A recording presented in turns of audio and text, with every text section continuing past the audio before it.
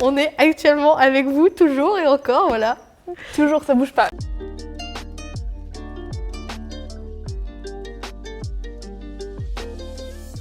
On a T comme travail.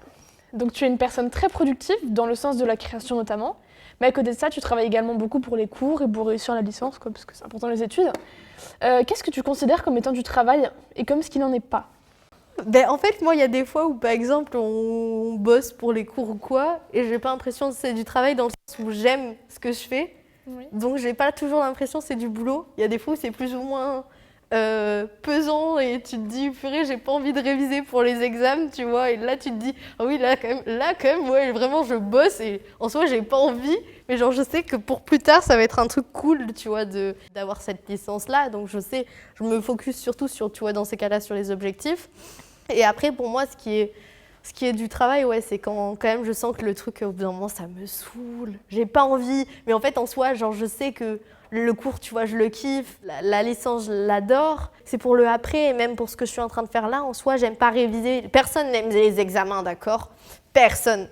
Mais en soi, c'est du travail, mais c'est moins du travail que tu vois qu'au lycée où vraiment on avait des matières et j'avais pas trop le choix, tu vois, totalement de ce qu'on faisait.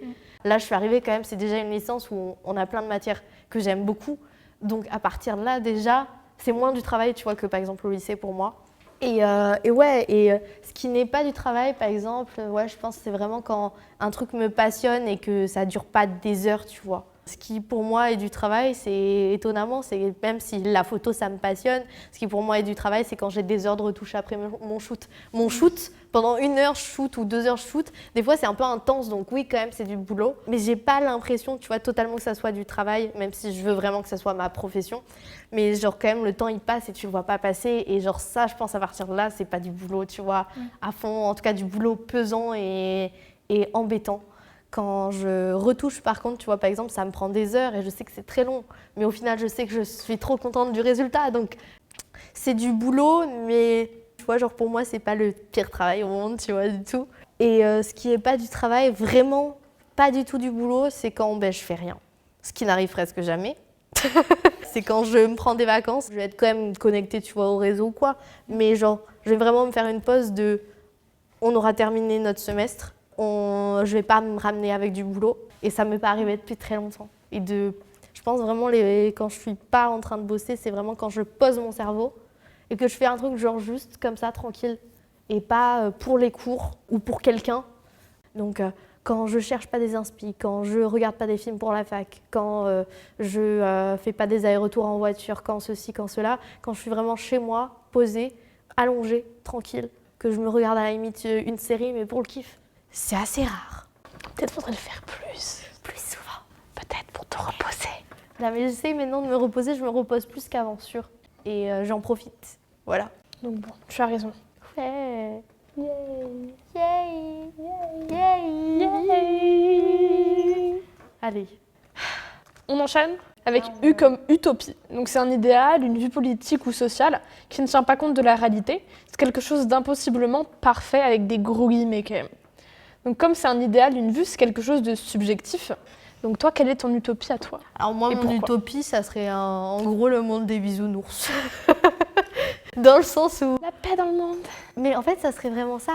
La quête, comme je disais, un peu la quête de ma vie, c'est le bonheur et le fait d'être juste en paix avec soi-même et avec les autres. Et déjà, j'aimerais atteindre cet idéal-là, même si c'est un travail, mais de fou. Et voilà, et moi, c'est ce que je souhaiterais, c'est qu'on soit tous en paix les uns avec les autres, qu'on soit tous OK. Et au pire, si tu supportes pas telle ou telle personne, juste tu lui parles pas. Mais on fait pas de guerre, on fait pas de... Voilà. Non, parce qu'après, je veux pas partir dans des trucs très politiques parce que c'est pas mon but.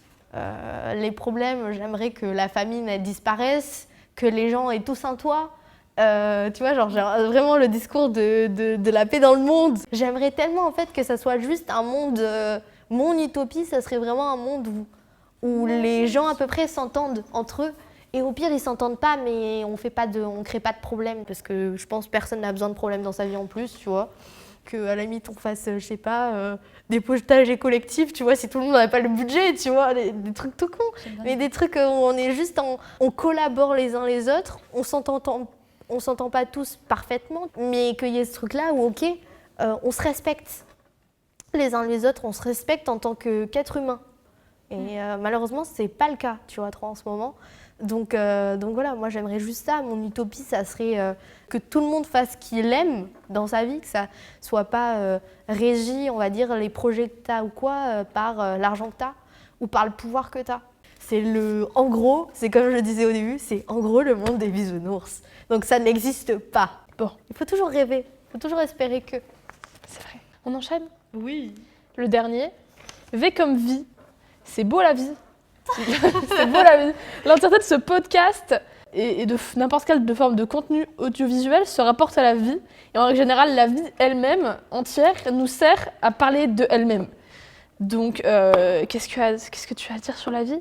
Qu'est-ce que j'ai à dire sur la vie ? C'est la vie, ben c'est beau. C'est beau la vie, surtout quand on a été au plus bas et qu'on voulait plus vivre, honnêtement.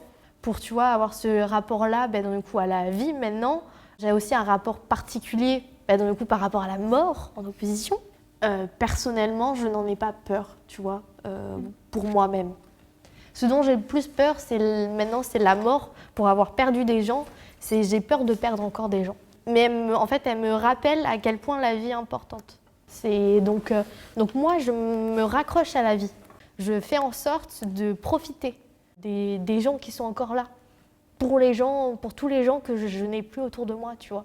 Et petite anecdote qui va pas être très folle en soi, en fait, le début est pas très fou. Je me permets de la raconter parce que bon, c'était il y a très très longtemps. Mais j'ai perdu du coup et je vous le dis avec un grand sourire en plus. J'ai perdu mon grand-père, un de mes deux grands-pères quand j'avais 2 ans. Et on s'est retrouvés avec ma mère et ma grand-mère, avec mon frère, nous ont amenés au cimetière.